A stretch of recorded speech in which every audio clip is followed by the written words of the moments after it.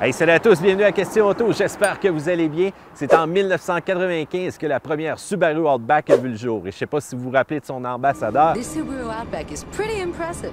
Not wrong there. It gets better gas mileage than a Cherokee, holds a turn tighter than a Blazer. Don't forget acceleration. Acceleration. That's right. Goes 0 to 60 faster than an Explorer.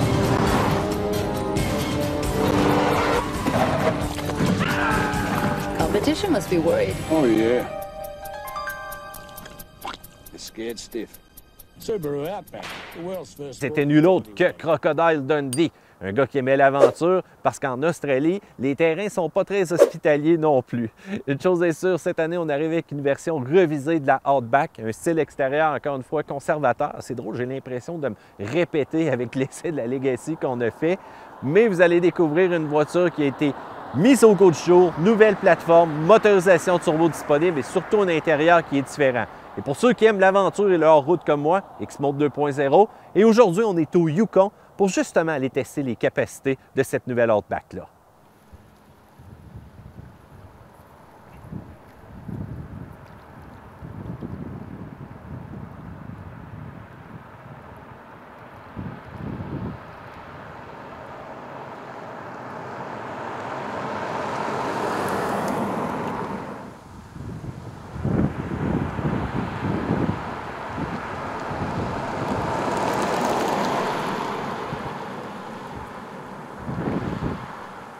Les joies de l'aventure nous rappellent souvent aussi qu'il faut faire face à n'importe quelle météo, mais c'est pas grave, la petite pluie, on regarde l'extérieur de la nouvelle Outback. Et je vous l'avais dit dès le départ, hein, le style est quand même conservateur, à part quelques petites touches d'attention. C'est sûr qu'en grande nouveauté cette année, on a le modèle Outdoor qui rajoute beaucoup de touches de noir, tant au niveau de l'avant du véhicule, au niveau des roues. Si jamais vous allez choisir une version un peu plus équipée comme la première ou voire même la Limited, là c'est là qu'on rajoute vraiment des aspects de chrome, des petites touches de couleurs différentes au poignet ou encore au miroir, mais relativement, peu importe le modèle que vous choisissez, c'est vraiment la bonne vieille Outback. C'est sûr, si on y va avec la version de base, qu'est-ce qu'on va remarquer tout de suite en partant? C'est les roues. On va rouler en 17 pouces avec des jantes d'acier. On va remarquer quand même la calandre omniprésente, vraiment massive de Subaru. Vous allez voir aussi l'ensemble des versions équipées de phares OLED. Les phares anti-brouillard sont là. Et vu que c'est une Outback, on a ajouté des touches de plastique qui rajoutent un style un peu plus rugueux. La garde au sol est quand même assez impressionnante. On parle de 8,7 pouces. Ça va être en masse pour passer par-dessus beaucoup d'obstacles. Les versions les plus équipées, on va rouler en 18 pouces équipés de pneus Yokohama qui ne donnent pas nécessairement un gros mordant hors route, mais qui vont avoir quand même une douceur de roulement qui va être appréciable. Qui dit aventure, dit on veut transporter souvent aussi un petit peu plus d'équipement, des vélos, et le toit est extrêmement fonctionnel. Donc, on a utilisé des barres de toit qui se déplient quand même assez rapidement et on a ajouté aussi des points d'attache qui vont nous permettre de sécuriser notre cargo, de l'attacher très solide parce qu'on veut absolument rien perdre.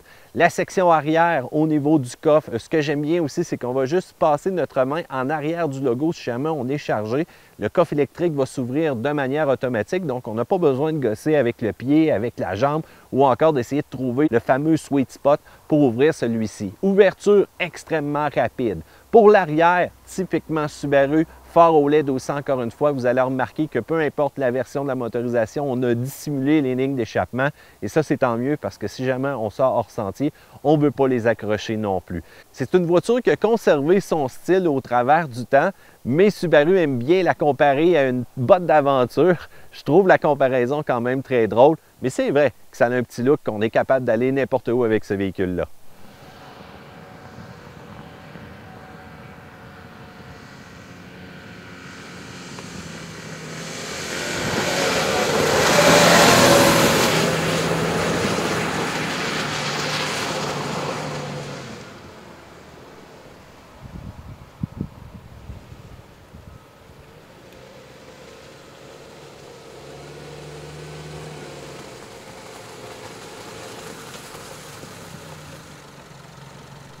À l'intérieur, c'est là qu'on voit les changements les plus majeurs pour la nouvelle Subaru Outback. Ça commence tout de suite en partant avec les matériaux.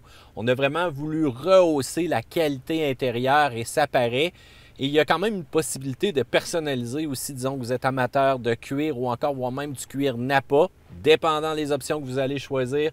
Ça va être un intérieur qui va être très uniforme, mais de belle qualité. Si vous aimez l'aventure, le modèle outdoor qu'on a présentement, c'est pas nécessairement un cuir au niveau des bancs, c'est une genre d'imitation de cuirette, mais ce qu'on nous dit au niveau du Subaru, c'est que ça se nettoie extra facilement et c'est tant mieux parce qu'on va en avoir besoin aujourd'hui. Même au niveau des tapis pour le sol, la version outdoor, c'est des tapis en caoutchouc tout partout, même aussi à l'intérieur du coffre, donc ça se nettoie facilement et on va retrouver cette même finition de cuirette-là à l'avant sur le tableau de bord. Ce qu'il faut dire aussi, c'est que si vous êtes grand, c'est le véhicule idéal, que vous soyez à l'avant ou à l'arrière. Si vous dépassez les 6 pieds comme moi, vous allez trouver le confort très intéressant, peu importe où est-ce que vous allez vous asseoir à l'intérieur de l'habitacle.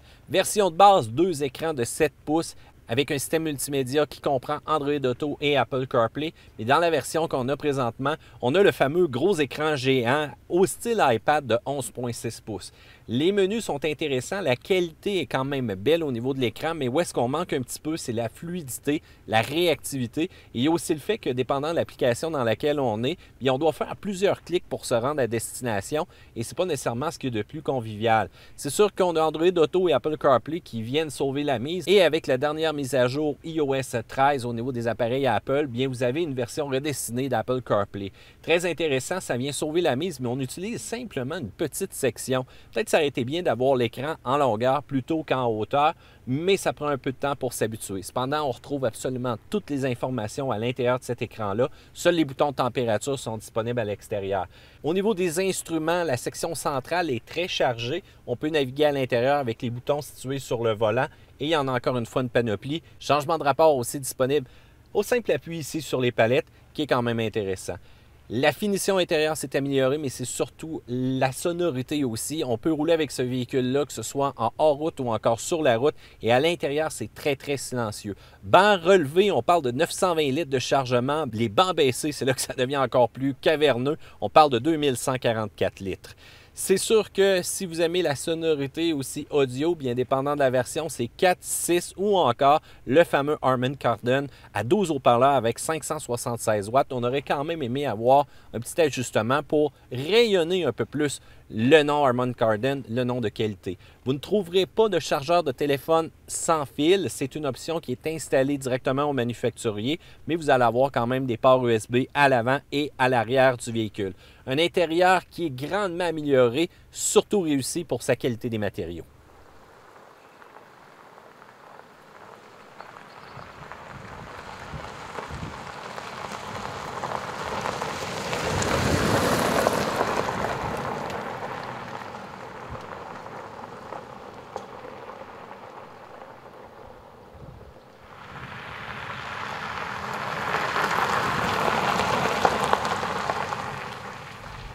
Parlons de la motorisation de la nouvelle Outback et là, je vais vraiment avoir l'impression, encore une fois, de me répéter, mais c'est tout à fait normal parce que c'est un copier-coller tout simplement sur la Subaru Legacy.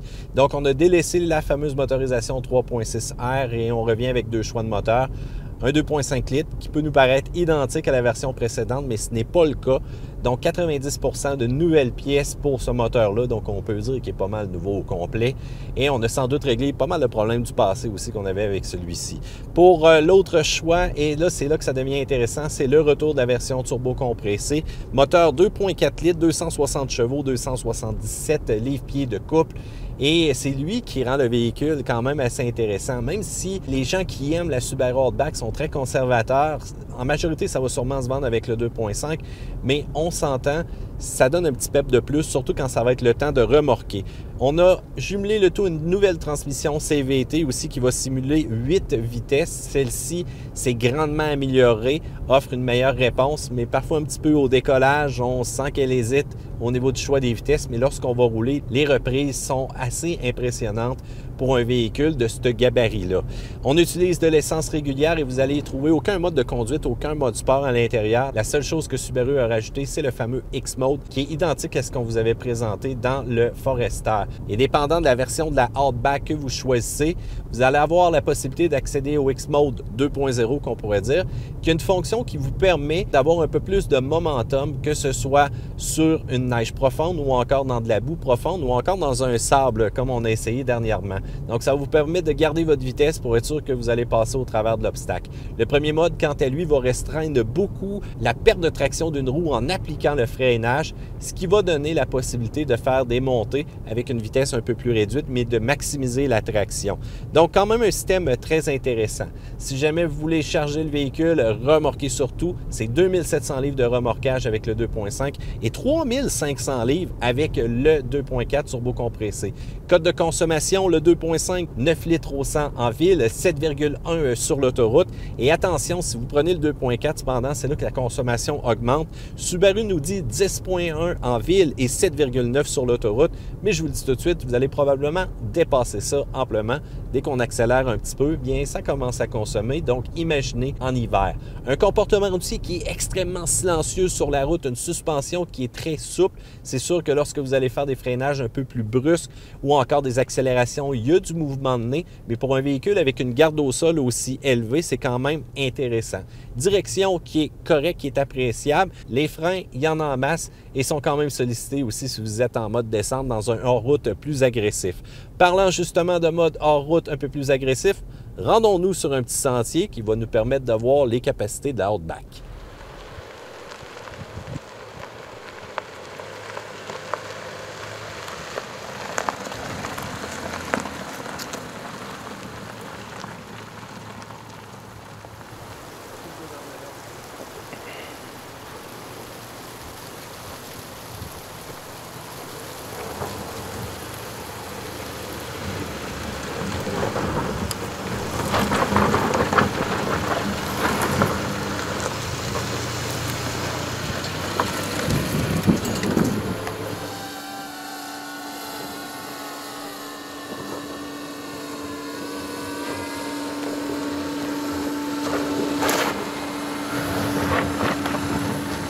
On vient de sortir de l'activité hors route et je dois vous dire que le fameux X-Mode, c'est pas seulement un système pour gravir, mais c'est aussi un système pour nous assister à faire une descente très sécuritaire sur un terrain qui peut s'avérer glissant. Vous le savez, qu'est-ce qu'il y a de pire qui peut arriver? C'est quand une roue va freiner, va perdre la traction, puis va entraîner le véhicule très rapidement en descente. C'est là qu'on perd le contrôle et souvent la précision aussi.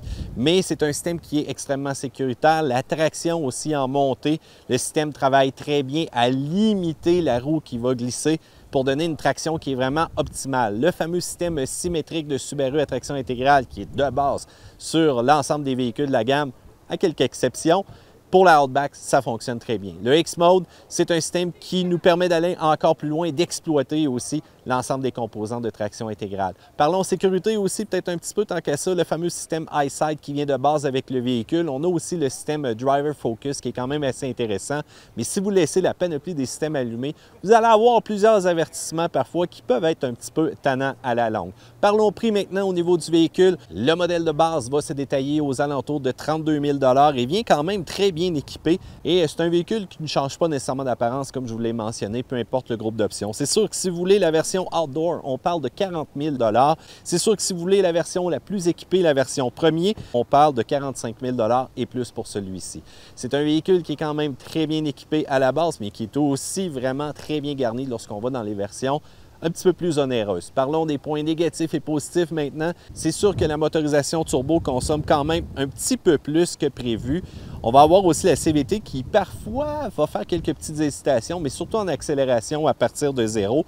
Le style est conservateur. On a délaissé les bons vieux systèmes à glissement limité pour de l'électronique. Aujourd'hui, on aime ou on n'aime pas, mais il n'y a pas nécessairement de points négatifs à la Outback. C'est un véhicule qui est très impressionnant par sa qualité d'assemblage à l'intérieur, le choix de motorisation, la sécurité et sans oublier aussi, c'est un véhicule qui est capable avec une garde au sol et un espace intérieur pour vous permettre d'amener tous vos jouets en voyage. La Subaru Outback, c'est vraiment le véhicule idéal pour partir à l'aventure.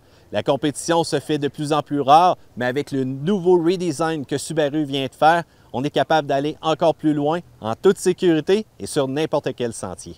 Et bien voilà, j'espère que vous avez apprécié cette vidéo. Si vous avez des questions, n'hésitez pas, c'est la section commentaires ci-dessous.